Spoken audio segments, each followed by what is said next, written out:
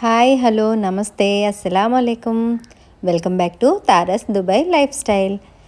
ఈరోజు ఇక్కడ వెదర్ అయితే చాలా బాగుంది. ఎర్లీ మార్నింగ్ క్లౌడీగా వర్షం వచ్చేలా ఉంది. వర్షం అయితే చెప్తున్నాడు. మేబీ వర్షం పడుతుందో లేదో తెలియదు, కానీ ఈ క్లౌడీ వాతావరణాన్ని చూస్తుంటే భలే అంటే భలే బాగుంది. ఇలా మబ్బుగా ఉంటే వాతావరణం చాలా బాగుంటుంది, భలే హాయిగా అనిపిస్తుంది. ఈరోజైతే వింటర్ సీజన్ కదా, చిక్కుడుకాయలని కుక్ చేసుకోకపోతే ఎలాగా. నేను ఇండియా నుంచి తీసుకొచ్చిన చిక్కుడుకాయల్లో ఇంకా అన్నీ మిగిలిపోయాయి. అందుకనేసి టొమాటో వేసి కుక్ చేద్దామనేసి చిక్కుడుకాయ టొమాటో కర్రీని ప్రిపేర్ చేశాను. ఇప్పుడు ఈ కర్రీని ఎలా ప్రిపేర్ చేసుకోవాలో, దీని ప్రాసెస్ ఏంటో చూసేద్దాం. ముందుగా స్టవ్ పైన ప్యాన్ని పెట్టుకొని 3 స్పూన్ల ఆయిల్ని వేసుకోవాలి. ఆయిల్ హీట్ అయిన తర్వాత సన్నగా చాప్ చేసుకున్న 3 ఉల్లిపాయలు, అలాగే ఒక 3 స్లైసెస్గా కట్ చేసుకున్న పచ్చిమిర్చి ముక్కల్ని వేసుకొని ఒకసారి కలుపుకొని మూత పెట్టేసి ఒక 5 నిమిషాలు కుక్ చేసుకోవాలి.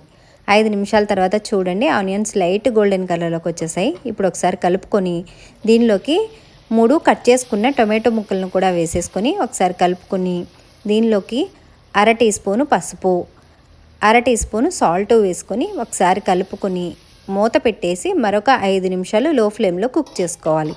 టమాటో బాగా మగ్గితే చాలా బాగుంటుంది కర్రీ. ఇప్పుడు 5 నిమిషాల తర్వాత చూడండి, టొమాటో చాలా సాఫ్ట్గా అయిపోయింది కదా. ఇప్పుడు ఒకసారి కలుపుకొని దీనిలోకి 1/2 కిలో శుభ్రంగా క్లీన్ చేసుకొని కొంచెం బాయిల్ చేసుకున్న చిక్కుడుకాయలని వేసేసుకోవాలి. ఈ చిక్కుడుకాయలు పాదు చిక్కుడుకాయలు, టేస్ట్ అయితే అద్భుతంగా ఉంటుంది. ఇప్పుడు దీనిలోకి 1.5 స్పూన్ల కారము, అలాగే రుచికి సరిపడినంత సాల్ట్ని వేసుకొని బాగా కలుపుకొని దీనిలోకి 1 గ్లాస్ వాటర్ని వేసుకోండి. ఎందుకంటే చిక్కుడుకాయలని బాయిల్ చేసాం కాబట్టి ఇది ఉడకడానికి సరిపడినన్ని నీళ్ళని మాత్రమే వేసుకోండి. వేసుకొని ఒకసారి బాగా కలుపుకొని మూత పెట్టేసి ఒక 15 నిమిషాలు మీడియం ఫ్లేమ్లో కుక్ చేసుకోవాలి.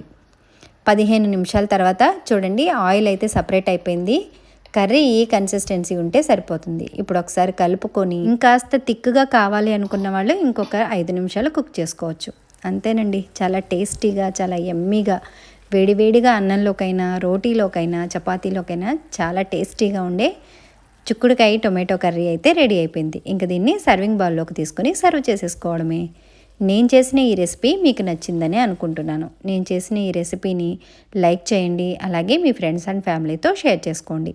ఇలాంటి మరిన్ని రెసిపీస్ కోసం నా ఛానల్ని తప్పకుండా సబ్స్క్రైబ్ చేసుకోండి. Thank you. అల్లా హాఫీజ్.